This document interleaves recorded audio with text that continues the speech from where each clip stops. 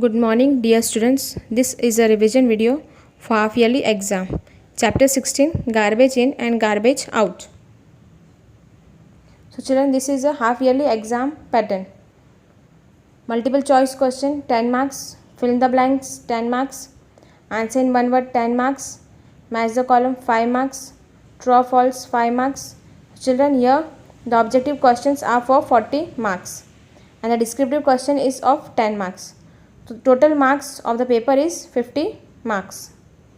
The topics covered here are landfill, sorting garbage, composting, vermicomposting, paper recycling, plastic unnecessary evil and garbage reduction. Introduction. Garbage is an unwanted waste that are no longer useful to us. So in this picture we can see all this is an unwanted waste and is no more useful to us. So we generate a large amount of garbage from household every day. For example, we eat fruits and vegetables and the peels and seeds are thrown into the dustbin. Here we will see more waste that we throw into the dustbin. The wrappers of toffees and chocolates we enjoy are also thrown in the dustbin. Then old clothes, shoes, toys and broken glassware and plasticware all are disposed of in the garbage. Landfills. In this picture we can see that a sweeper takes away the garbage from your house. So he collects it in his cart and then dumps it in the large containers which is specially built for it. So in this picture we can see that there are big containers and the sweeper collects the garbage in his cart and then he dumps it in this big containers. The garbage has been dumped in this big containers and then the municipality handle it. So now it's the duty of the municipality to carry this garbage to the other place. It is the duty of the municipality to carry away the garbage in huge garbage truck to the landfill site. So in this picture we can see that this is a garbage truck and it is the duty of the municipality to carry away this garbage to the landfill site. Now we will see that what is landfill site. Landfill is a low-lying open area where the garbage is dumped in large quantities. So this is an open area where the garbage is dumped in large quantities and is designed and located in such a way that it stays isolated from the surroundings and residential localities. It means that the landfill is far away from our residential houses so that we do not get any harm or disease because of this garbage. Due to accumulation of garbage, a landfill is a home to many disease causing organisms and other harmful materials. Means due to lot of collection of garbage, it is a home for many disease causing organism and other harmful materials. That's why in this picture we can see that a landfill is far away from the residential areas so that we can ensure safety of environment and humans. The garbage brought by truckload is divided into two categories, that is useful components and non-useful components. Now I will explain you about useful components. Material present in the garbage which can be recycled and reused. So the things that which we can recycle and reuse, such as paper, plastic and clothes, this all things can be reused again. Non-useful component. Materials in the garbage which cannot be reused. So things which we cannot reuse are vegetable and fruit peels and eggshells. So once we use it, we throw it in the dustbin and we cannot reuse these things again. The non-useful component are then spread over the landfill. So then we spread all this non-useful component on the landfill and then cover it with a layer of soil. And when it is completely full, it becomes a level ground. This garden can be used for a garden or park, but no building can be constructed on it for a period of 20 years. So on this landfill we cannot construct any building for a period of 20 years. But a prime example of a landfill converted into a beautiful park is Indraprastha Millennium Park in New Delhi. Sorting garbage. Garbage separated into different colored bins. Green colored bins and blue colored bins. Now I'll explain you about green colored bins. Material which cannot be reused and which rot with the time in the garbage. So the materials such as paper, plant, animal waste rot in the garbage, but they cannot be reused and they are thrown in the green color dustbin, and that's why they are known as biodegradable materials. This biodegradable material get decayed and mix with the soil. So the waste from living matter is biodegradable. For example, plant, animal waste, paper, etc. Blue colored bins. Materials which can be reused and recycled but do not rot in the garbage. So in this picture we can see that metal, glass, plastic do not rot in the garbage, but they can be reused and recycled. These materials are known as non-biodegradable material and they are thrown in the blue colored dustbin. For example, plastic, glass and metals. Composting. The process of rotting of biodegradable waste is called decaying. And decayed biodegradable waste turns into manure or compost, and is also rich in nutrients and can be added to the soil for the better growth of plants. The process of formation of compost is known as composting.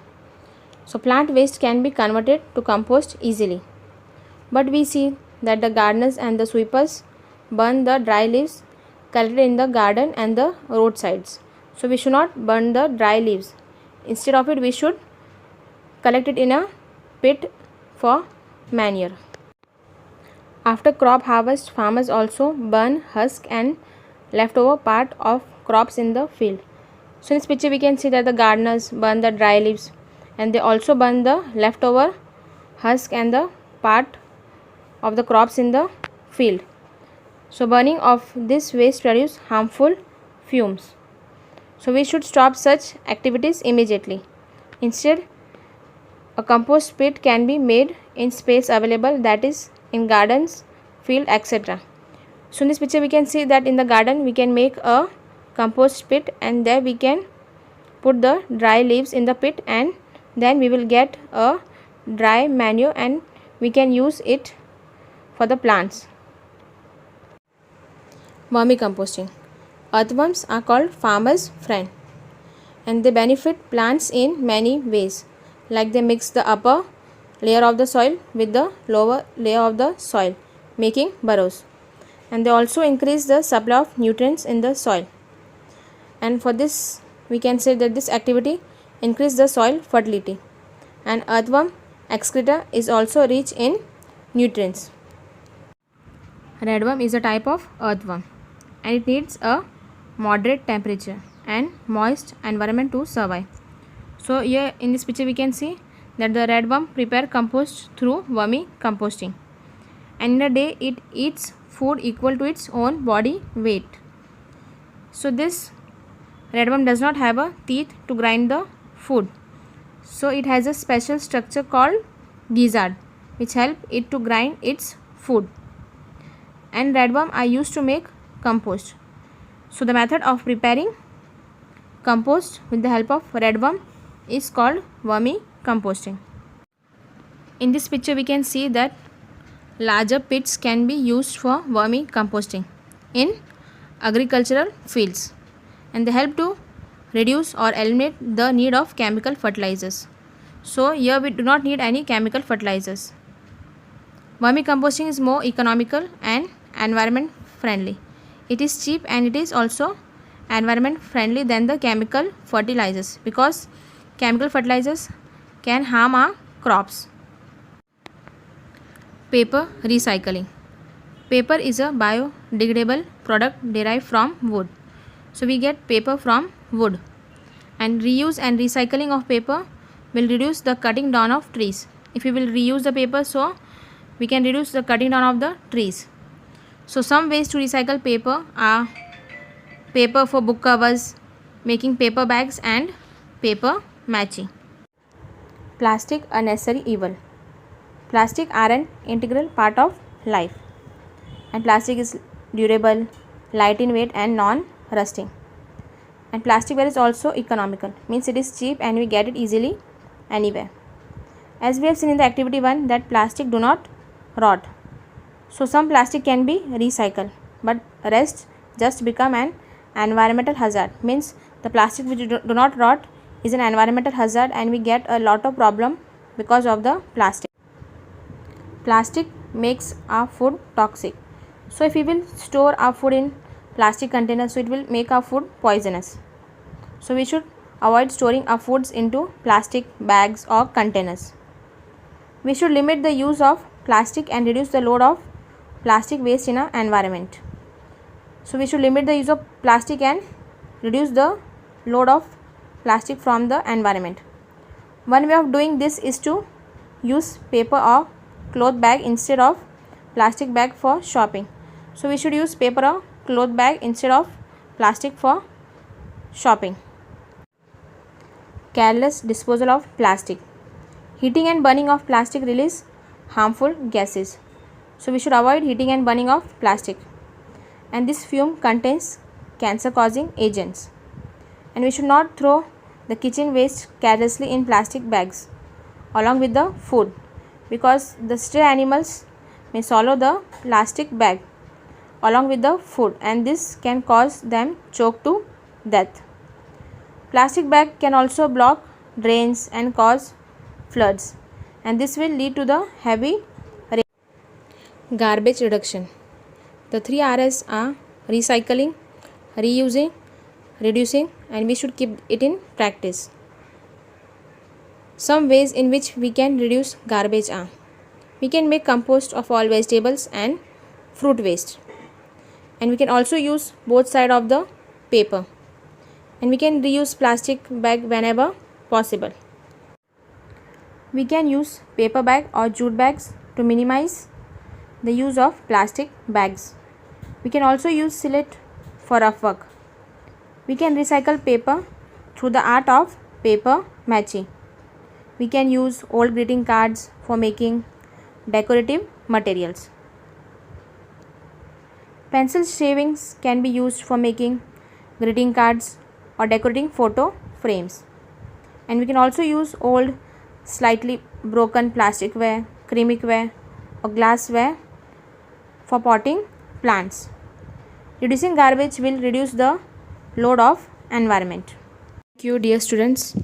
Your revision for chapter 16, garbage in and garbage out, is complete. Best of luck for your exams.